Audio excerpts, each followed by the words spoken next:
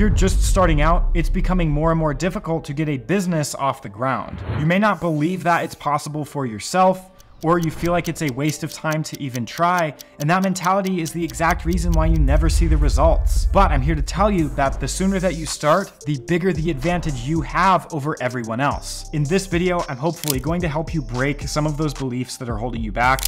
I'm going to show you how you can follow in the footsteps of success to create your own, and I'll even show you inside one of my businesses so that you can see the growth curve that I had. Now, lesson number one, you must climb their mountain to see their view. I realized very early on in my journey that if I wanted to fill the shoes that I was trying to of a successful online business owner, that I would need a very clear start and end point. I needed to find someone in the position that I wanted to be in so that I could follow in their footsteps and climb their mountain to see their view. All this means is that I just had to find something that was working and emulate it for myself. Now, after I had almost completely quit dropshipping because I had ran all the way out of money, dropshipping on Etsy was my last option. Now, my first successful product was print-on-demand mugs. I was able to make this work by just looking at what was already successful. Since I was selling on Etsy, I would just come to their platform and I would search for something that I thought I could make, like a custom mug.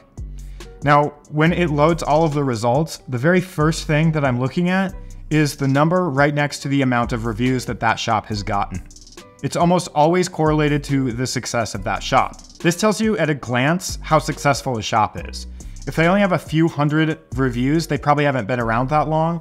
But if they have tens of thousands, they've probably been around for a while. This is really important because who you model your business after will absolutely dictate how successful you are. Whenever I find a shop that has a few thousand reviews and it's a shop based around one product, like this one that's just selling mugs, I kind of know that I could model this business. When I find a shop like this that looks pretty promising, I just have to run the numbers to see how profitable it is. Now, you could do this completely for free, but I'm going to be using a tool called Allura to see how profitable this shop is. So I just have to take and I'll plug it into Allura's shop analyzer. So when I paste it in here and hit search, this will break down all of the analytics from that shop right in one place so that we don't have to go through and do all the calculations for ourselves. Now, this is really important. This tells us pretty much everything we need to know to tell exactly how profitable this shop is. You can see the total amount of sales that they've gotten, their total amount of revenue, which is their gross revenue before any product costs get deducted.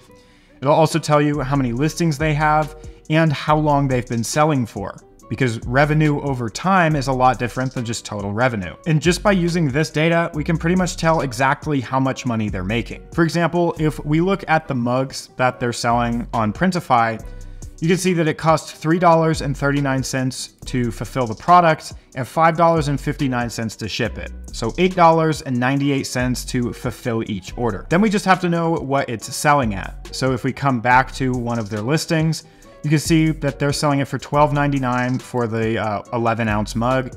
And then if they're charging any shipping, we can see that right down here. So they're charging $8.99 in shipping. So that's $21.98. What I can do is if I come back to Allura, they have a fee calculator. So I can plug in the amount that they're selling it for, and I can plug in our total costs right in here. And if I hit calculate, this will tell us the exact breakdown of profit that we would take home even after all of the fees.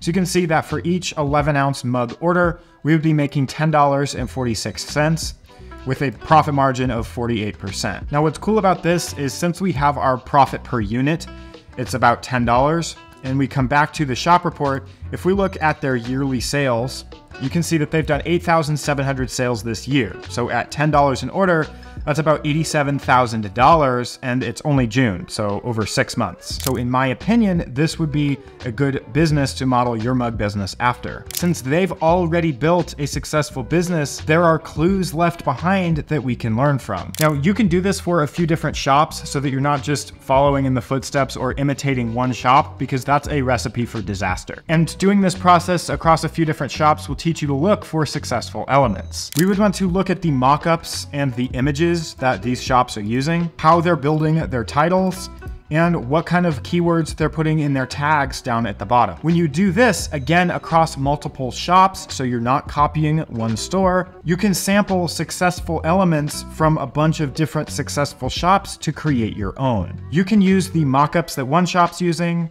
the fonts that a different one is using, and the SEO that a different shop is using.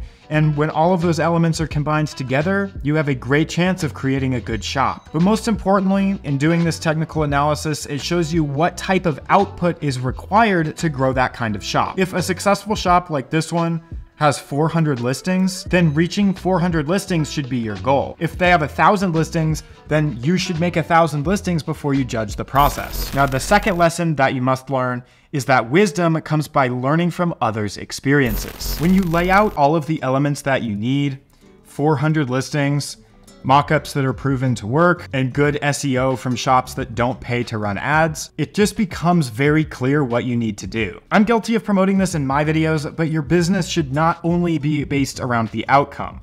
If you make a business and your entire focus is just making $10,000 a month, what happens in month 4 when you're still not making any money? Instead, if your goal is just to post 400 listings and create a business that's capable of making you $10,000 a month just by following a proven roadmap that can get you there, your chances of winning go way up. Again, you don't get their view unless you climb their mountain. But with that in mind, how do you know that if you put in the same amount of inputs that you'll get the same result? And my answer to that is the Pareto principle. Now, this has been heavily studied over the years, and the rule simply states that 80% of all outputs or outcomes come from 20% of causes or inputs for any given event. Every time that I look back on my successes and what it's taken to get there, it always boils down to a very small amount of things that I've done, or a very small amount of inputs. Things in my control that I actively do to influence the outcome. The problem is that usually the 20% of things that we should be doing are the 20% of things that we never want to do. And so we're more drawn to doing the 80% of tasks that aren't going to drive results. If you put in the time following what other successful shops have already done, and you're doing it well and providing new value,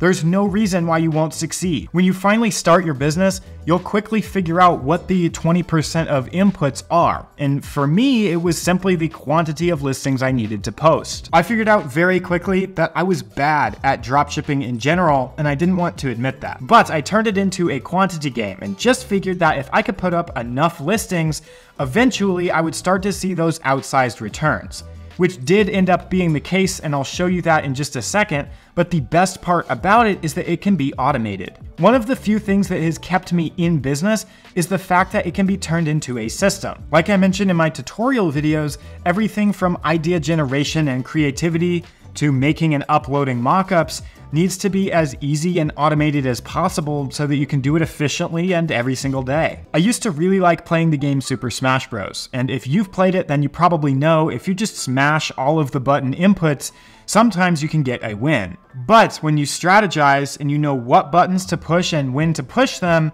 that's when you can really win. When I started applying this, my income totally changed. Now, I want to take you back to this month, but in 2020. And you can see that for this shop, when I first opened it up, this might have been a couple months after, I got a total of 34 views on the shop. So no sales, no revenue, nothing, just 34 views. Now, this is what almost everyone's dashboard probably looks like. And after 4 months of this, you're probably pretty inclined to quit. But let me show you what happened just a year later. So if I fast forward a full year to June of 2021, you can see that the story completely changed. So we were doing 19,000 visits, we did 1,000 orders, and for the full month, we did $22,000. So just a 1 year difference of continuously putting in the inputs, you can see the numbers change here. Hundreds of thousands of % increase, because just the year before I hadn't made any money. If I had given up at the end of June or at the end of the next month where I still wasn't seeing any results, then I would have never hit a month like this. Now I can even switch this and show you the full year. So from June of 2020 to June of 2021, and I hit apply, you can see the kind of growth curve that I had. So you can see that my orders, I went from literally 0 to 7, 4, 21, 71, and then 300. So that's at least 7 months of nothing before I even started to see any kind of results. And then it dropped again for a little while. Now, I don't know exactly when I opened it, but I didn't open this shop in June. I opened it a few months before.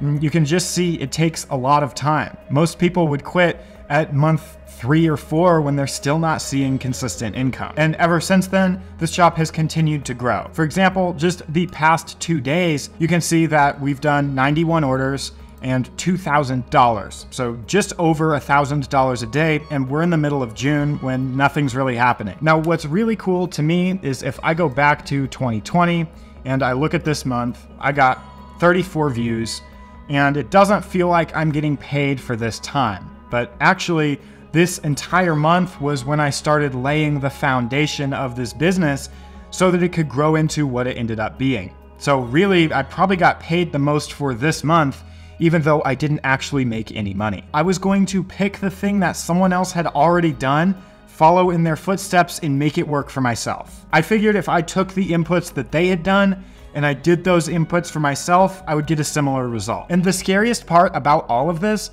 is that there's no other secret. You just have to do it. So to answer the question, how much money can you make with this? If you can get past the initial failure gap where you're not making any money for a few months, and you're modeling your business after proven successful shops, I think it's more than possible to make $10,000 a month in profit. If you can switch your mindset to putting in 30 minutes to an hour a day, every single day indefinitely, you'll easily cross $20,000 or $30,000 a month as well. In my videos, when I show you shops that are doing $20,000, $30,000, $40,000 a month, it's because they've built systems that have allowed them to get there. Now, I've talked about this shop before called North Prints. They sell digital download artwork, and I've talked about them before, but because it's a digital download, their $2.24 million is almost completely profit. And they've only been doing it since August of 2020. Now, this shop called Ikerson Ltd, they actually started right around the same time that I started one of my shops, the shop that I just showed you.